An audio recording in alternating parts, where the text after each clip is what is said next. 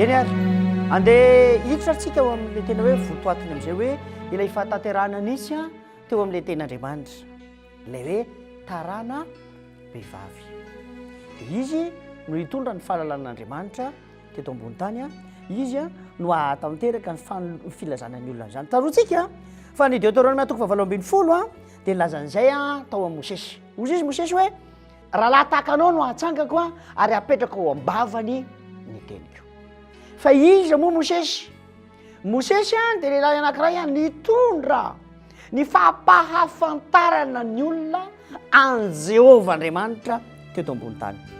Zay no nahatonga ny adevitra ny fanaovan'i Jehovah sy Mosesy ka nataony manao hoe inona moa no resako aminy le hoe ahoana ny teneniko aminy dia ozy izy hoe le Andriamanitra to tsy mbola nahalalany aho fa le Andriamanitra Jehovah zao ray resao aminy, zany hoe niova le anarana, zany hoe niova le rafim-pitondrana, le rafim-panatonana n'Andriamanitra sy rafim-pahalalàn'Andriamanitra.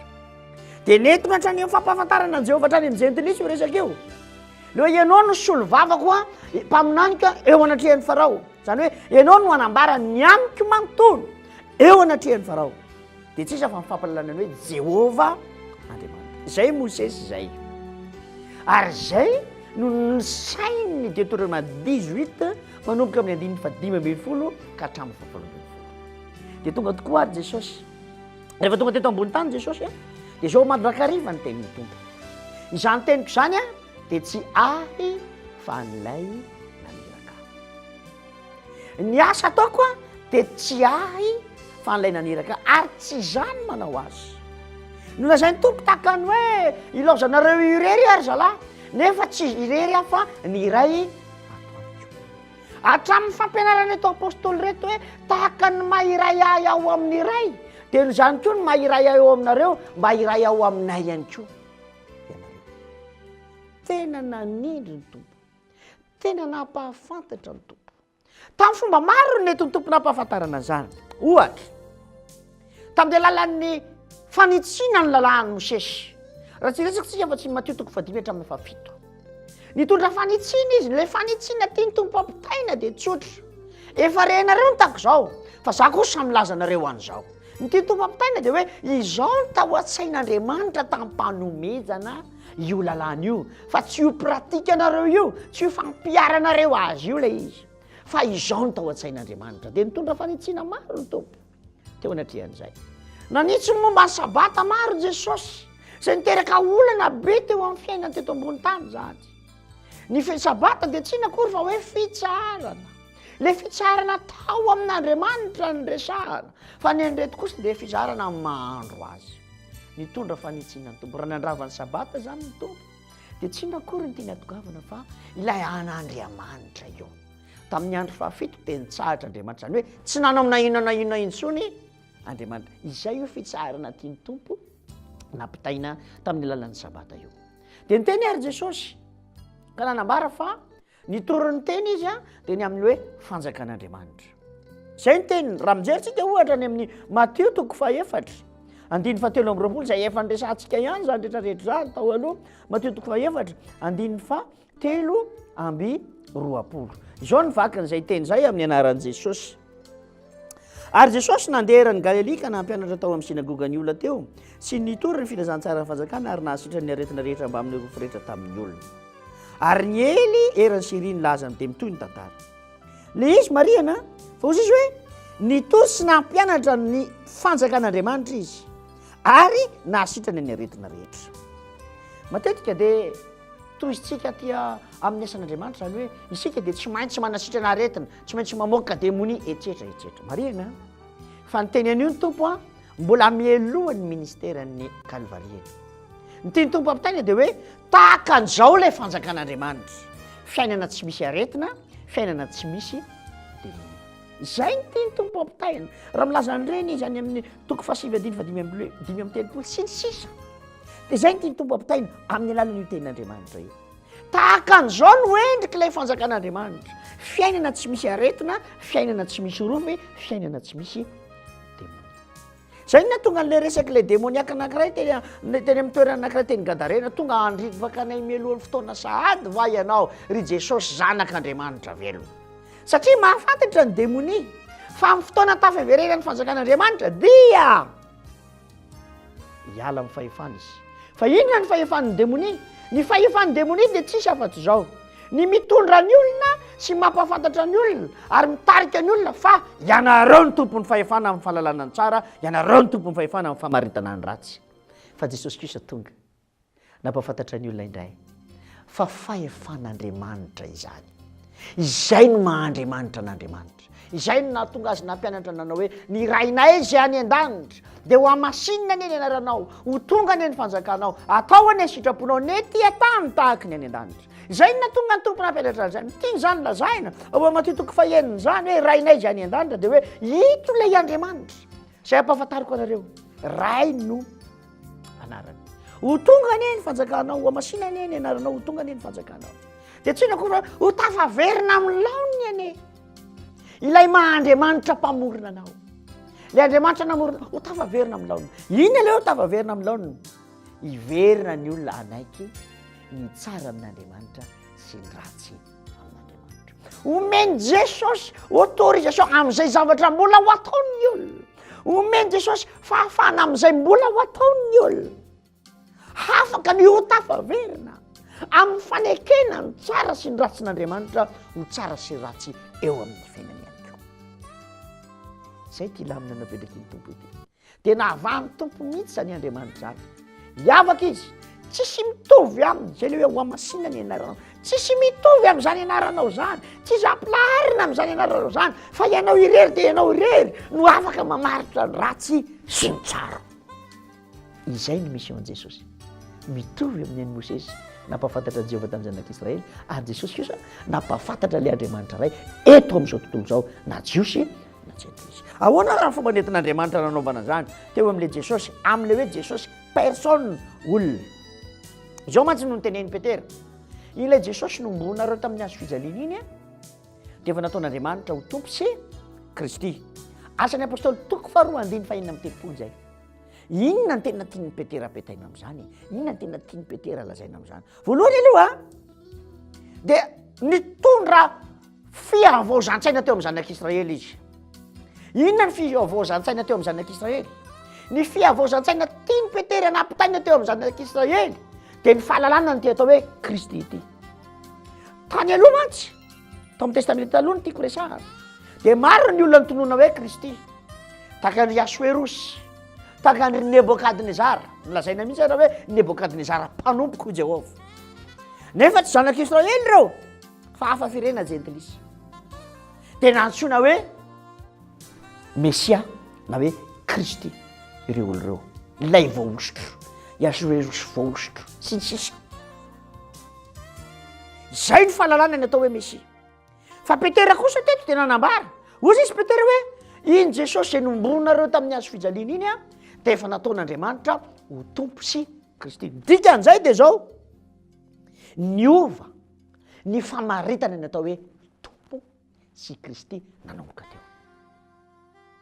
Niova tsy tahaka ny lazana azy tany amin'ny testamenta taloha, fa tena niova sy niavaka tsara. Satria nahoana? Efa tafaverina amin'Andriamanitra ny fahalalana, ny fanapahana, ny fahalalana ny tsara sy ny ratsy, na hoe ny fanjakany.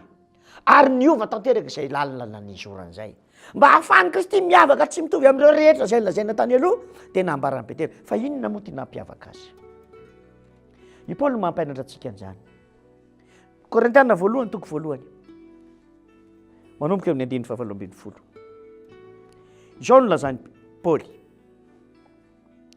Fa ny teniny amin'ny hazo fijaliana dia fahadalana amin'izay ho very, fa herin'Andriamanitra kosa amintsika izay hovonjena. Fa voasoratra hoe ho foanako ny fahendren'ny endry ary ho laviko ny fahalan'ny mahalala. Aiza ny endry? Aiza ny mpanora-dalàna? Aiza ny mpiadevitra avy amin'izao tontolo izao? Tsy nampodin'Andriamanitra ho fahadalàna fa ny fahendren'izao tontolo izao.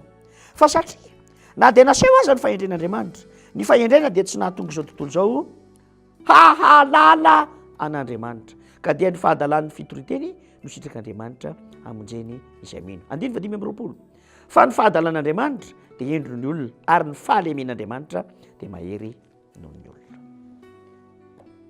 Io asa izay nataon'ny tompo io ilay famonjena ny fanjakan'Andriamanitra io dia nomeny Paoly anarana hoe ny teny ny amin'ny hazo fijaliana.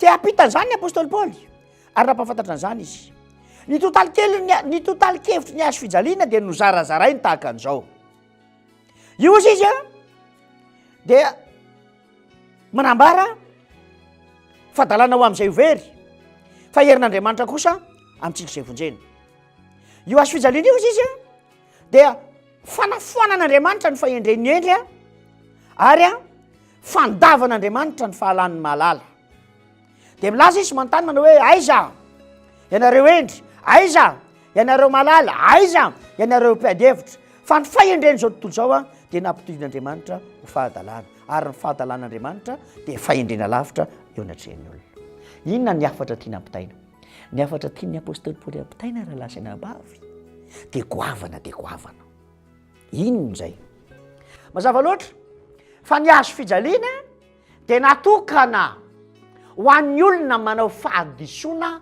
miopampana teo amin'ny fiarahamonina izany hoe ny olona zay ahantona amin'ny azo fijaliana dia olona manefa ny sazona izy ary indrindra natokana atanteraka ny fitondrana azy mankany amin'ny fahafatesana zay ny azo fijaliana ka raha mahantona eo amin'ny azy olona eo na amin'ny azo fijaliana ny olombelona rehetra zay mahita sy mahatazana zay no mahatonga ireny olona fanantonana amin'ny azo fijaliana atao talaky maso mandrakariva hatrany amin'ny testamenta taloha ray manontolo dia tsy ny fa fampianarana ny olona ka hitenenana hoe toy izao nanaovana ny olona zay tsy mahatandro tena toy izao nanaovana ny olona zay minimikepika manao fahadalana mihoatra noho izay lamina izoran'ny fiarahamonina zay no ilazana azy hoe fahendren'ny olona satria mitondra anatra ngeda be eo amin'ny fiarahamonina ny fisian'ny olona anankiray miantona eo ambonin'ny azo fijaliana ary natokana hiditra ao anatin'ny fahafatesana condamné zay no mahafahendrena azy ka natao tahaka an'izay ty tompo ity naantona tamin'ny azo fijaliana ty tompo ity ary ny tompo ny fahefana teo amin'ny zanak'Israely nampisorona be mihitsy no nitarika ny olona sy napriska ny olona ka nilaza tamin'ny olona hoe omboy amin'ny hazo fijaliana izay le fahendrena faratapony itopisorona be ty moa izy dia efa naminany ray maka ka nanao hoe maninona moa raha maty ny olona ray ahavonjy ny fireneny ray manontolo nanamafy mihitsy soratra masina ary tsy fantany fa mpaminany izy dia maminany ny amin'ny zanak'Israely nampodian'andriamanitra ho fahadalana izany fahendreny izany inona le hoe nampodian'andriamanitra ho fahadalana nataon'andriamanitra ho tonga lasa tsinitsinina rehefa heverina hitondra anatra manao hoe jereo fa zay manao ratsy dia ho faty tahaka n'ity olona ity nofoanan'andriamanitra zany sainy zany nofanan'andriamanitra zany fiheverany zany na ohatra tonga amin'le teny baiko manao hoe nofanan'andriamanitra zany ka nanova ny concepta rehetra mikasika ny momba ny hoe Kristy ity azo fijaliana zay niantona ny tompo ity niova tanteraka zany ny concept ny azo fijaliana niova tanteraka ny rafi-piheverana ny rafi-pisainana ny système ny azo fijaliana dia niova tanteraka ka tonga lasa manao hoe le azo fijaliana ny antonan'ny Kristy dia tsy nakory fa manambara ny amin'Andriamanitra raha vao miresaka momba ny azo fijaliana ka momba ny azo fijalian'i Kristy zany tsika dia tsy nakory fa ny azo fijaliana dia tsy nakory fa Kristy io milaza ny amin'ny Kristy io azo fijaliana io milaza ny amin'ny Kristy ahoana moa tsy nona fa any amin'le sain'ny fitsanganana matysady zay sainy zay any amin'le sain'ny fitsanganana matysady zay fa molola zaiko zay rehefa aveo fa le azo fijaliana dia novain'Andriamanitra tanteraka le conceptany ka nataony hoe eo amin'io azo fijaliana io zay fisy azo fijaliana spécial natokana hiantonan'ilay atao hoe Kristy dia io azo fijaliana io no nampahafantaran'Andriamanitra ny tenany laza ny amin'ny manontolo Andriamanitra teo ambon'io azo fijaliana io tamin'ny alalan'ny Kristy ilay niantona teo no nanambaran'Andriamanitra le Jaona 3:7 fa toy izao nitiavan'Andriamanitra n'izao tontolo izao nomeny janan'ilay tokana mba tsy ho very zay rehetra mino azy fa hanana ny fiainana mandrakizay io Kristy ilay niantona teo amin'ny azo fijaliana io ilay totalikevitra ilay maky Kristy io zany dia izy tena sy ny azo fijaliana mitambatra dia fanambarana hoe zay rehetra mandray ity fitiavan'andriamanitra ity zay fahalalana an'andriamanitra ity dia anana ny fiainana mandrakizay ka tsy ho very. Andriamanitra mampafantatra ny tenany io. Teo amin'io azo fijaliana io no lalim-pahafantaran'andriamanitra indrindraindrindra moa ho an'ny zanak'Israely satria Jesosy dia tonga ho faty ho an'ny zanak'Israely, maty ho an'ny olona izy sy ny ten'andriamanitra. Dia lampahafantarana ny zanak'Israely fa manomboka hatreto hoe dia miova tanteraka ny lamina fa na le anarana atao hoe Jehova aza dia novaina amin'ny alalan'ity Kristy atao hoe ray, zany hoe fiandohana. Any totalikevitra novaina tanteraka daholo ny zavatra rehetra. Zay ngamba mety avy totalikevitra le teny hoe indro avosiko ny zavatra rehetra. Le concept, le endrim-pamoronana, le saim-pamoronana, le teny hoe Kristy na le olona atao hoe Kristy eto no novaina teto. Taorianan'iny dia tonga tamin'ny fahafatesana tokoa ny tompo. Rehefa avy nampahafantaran'Andriamanitra azy teo ny tenany. Ahoana ny fomba nampahafantaran'Andriamanitra ny tenany teo? Le teny Jesosy nataony hoe ray io mamela ny elony fa tsy fantany izay ataony. Na nambaran'ny Stefana ihany koa hoe aza atao elony ane izao oto izao.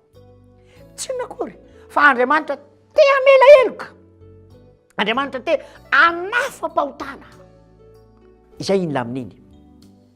Zay io teniny amin'ny azo fijaliana io. Andriamanitra te hanafatra fahotana. Inona moa ty fahotana esorina? Hatramboalohantsika ny fananambaran'izay. Ny fahalalana an'Andriamanitra. Ny fahalalana ny tsara sy ny ratsy. Toto tamin'ny fahafatesana ny tompo.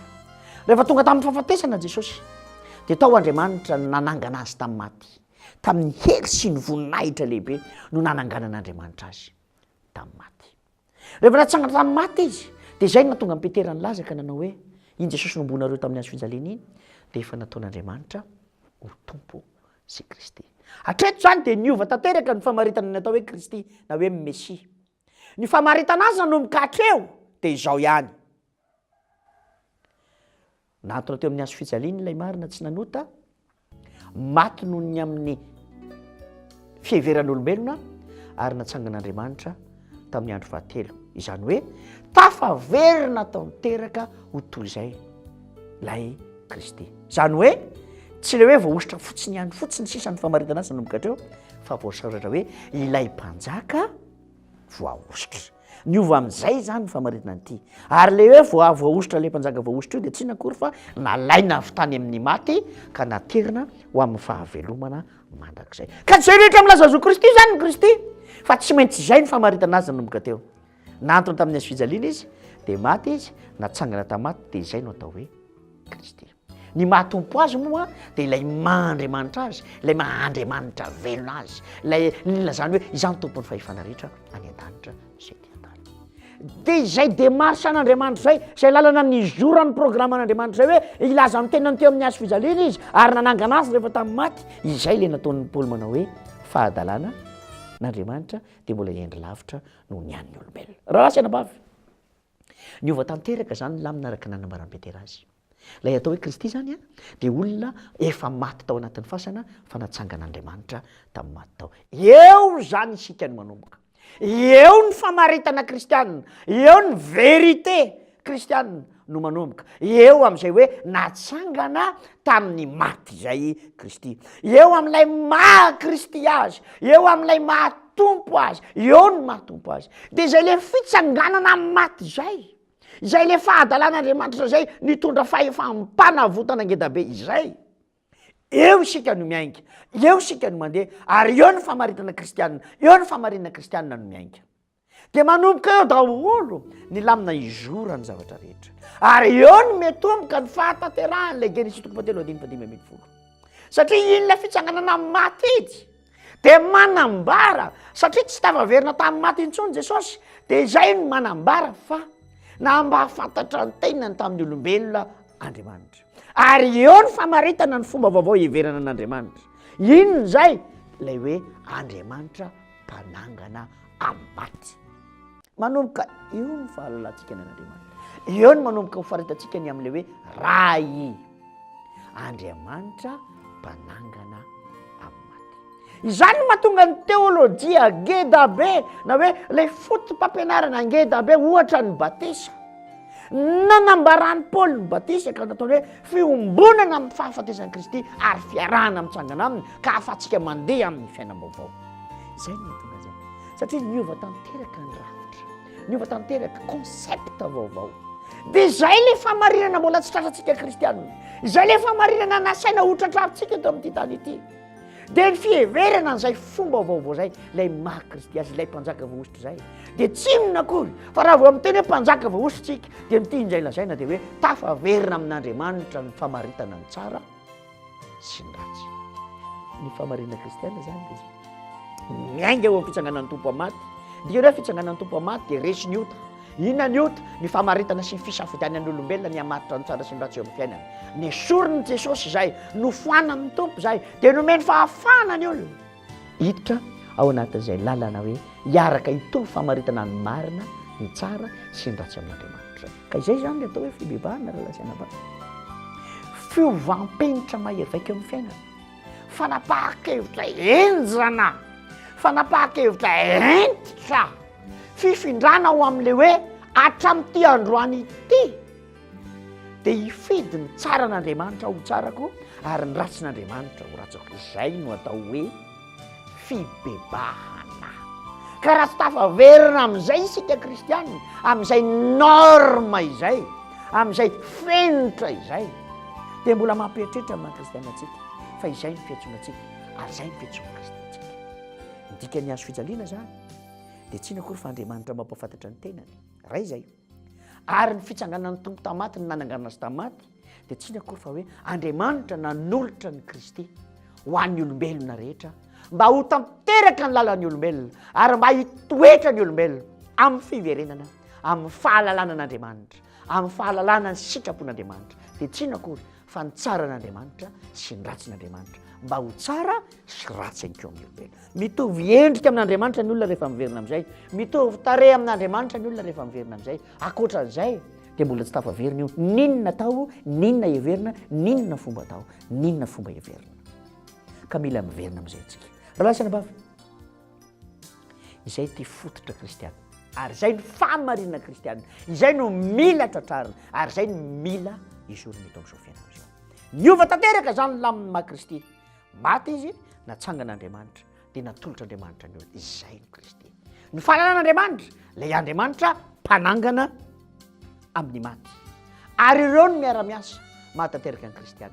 Natolotr'Andriamanitra antsika Kristy ho hitondra antsika ho amin'ny fahalalan'Andriamanitra. Ary Andriamanitra no miteny ao anatin'ny Kristy io. Izay no antony anomezana antsika ny fanahy masina mba hitenen'Andriamanitra amin'ny alalantsika ihany koa. Ka mila mihodina amin'izay zany fitoriana rehetra satria ny Genesis toko fahatelo andiny ka 10 mihitsy izy io. Ka eo no manomboka ny fahatanterahana satria teo no nanomboka tafaverina amin'ny laoniny ilay tarana behivavy hanorotoro ny lohan'ny Satana. Dia ho resantsika zany manaraka hoe inona ary ty le hoe manorotoro ny lohan'ny Satana ity aoriana indray.